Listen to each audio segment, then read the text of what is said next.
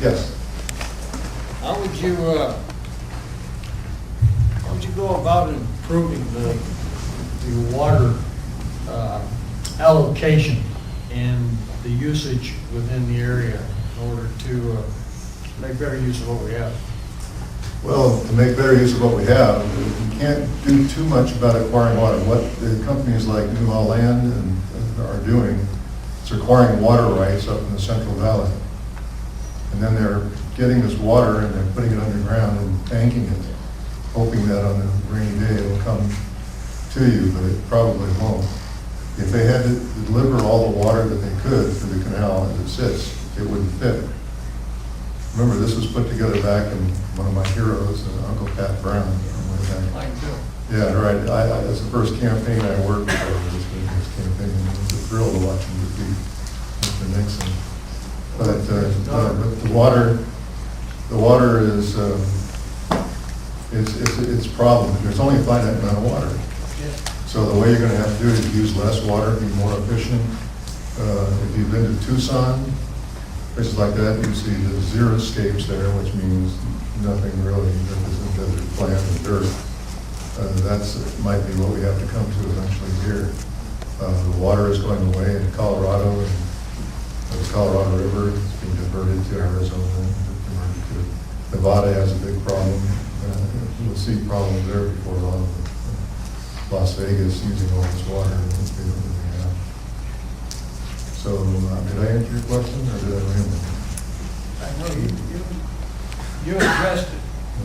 So we're going to have to conserve, and there's going to have to be less development. There's already laws on the books that say, in the state of California, that say, show me the water before you build.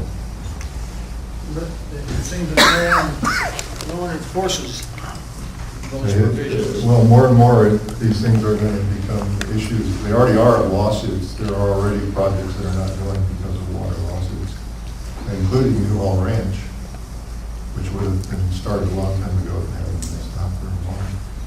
Yes. If you're elected, will you oppose the New Hall Ranch project? I've been opposing the New Hall Ranch project since 1993 or 92. I went to all the meetings. So this is not something that happened yesterday. It's been approved and reapproved, but it still hasn't been built. And one of the reasons it hasn't been built, of course, is economic. It's like we had sued originally over for across the freeway there. I'm drawing a blank right now. That's the project that on the other side of the freeway used to be SEA 64, significant ecological area. Yes. Do you have a position or a comment on the proposed expansion or facilities at Henry Mayo Hospital, which might include a helipad or reactivate the helipad there? Well, all I know is that the project, we need more hospital space, that's for sure. We need more facilities here. The problem with the original project was that it was a sweetheart deal with the real estate company to build offices rather than needed operating rooms and things like that, so that was not a good, but I don't oppose expansion if it's done right. Right now, I have a lot of doctors, lovely staff, and one of the things that they've been doing is moving out of that facility to other places because they're jacking the rents up on it tremendously. And sometimes double, just like that, so people have been there for years and years and years and ready to move. So it's all about money for these people, and I think we can do better than that.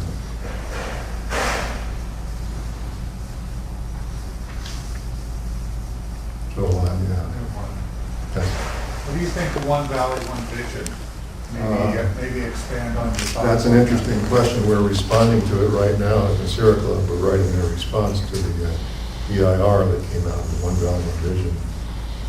If you talk to Ken Polskamp, people like that over the city or city manager, they say that the effort to blend our general plan with that of the county is going to, they're doing it in such a way that it will lower densities.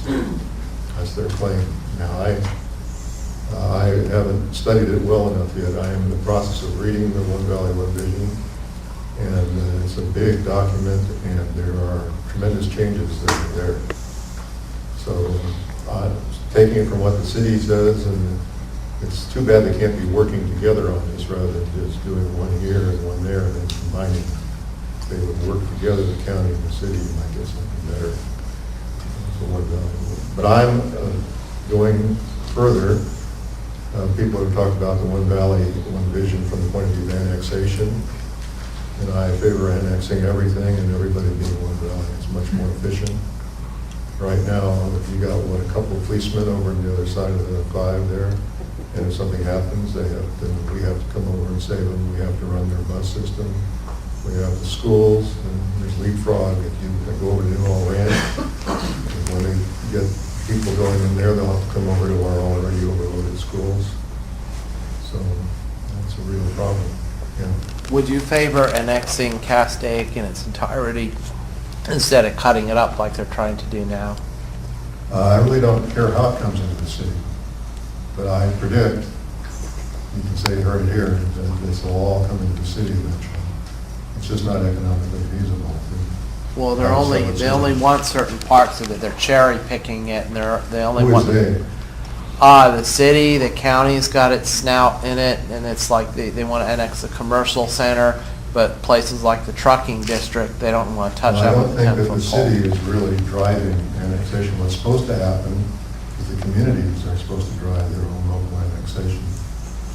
They go out and petition for the people, and if they don't want to come into the city, then they won't. But if they think about it rationally, I think they all should want to come to the city, and I would support that. Yes? Would that include the other side of the freeway, which is now the Stevenson Ranch in that area? Well, yeah, includes everything in the valley. I remember the city was formed back in, 88? 86.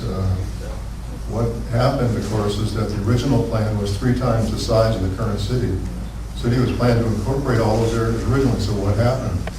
Developers, LA County Planning, and the LAPCO, they all got into it, and by the time it was done and it came up for a vote, you had 1/3 the size. All these were left out. And what's been happening ever since? One by one, these areas are annexing into the city. And of course, since we didn't have any control over that, it's going to be costly. It's like with the parks. As with Parks and Rec, we had about 800 acres short of park space in the city. That was due to the county, the fact that we were county, and the county would take cash and move land. Always take land, never take cash. You can always hold the land, develop it later, and you get some cash. But once the land's gone, it's gone. So that's why I've been involved in the open space district. I was on the committee that started that. Happily, people voted to tax themselves, $25 a year to buy open space. It's going to be a great thing for the city. So I encourage that. And then, of course, you have to connect the corridors, animal corridors between the northern and the southern parts of the national forest, which go through east of the city. And so there's an effort by a lot of organizations to buy property there, including the Santa Monica Mountains Conservancy and others, the Nature Conservancy, things like that. And it's a surprising amount of money, even under hard times, that's available for matching funds. So if we work hard, we should be able to get some matching funds and buy more land.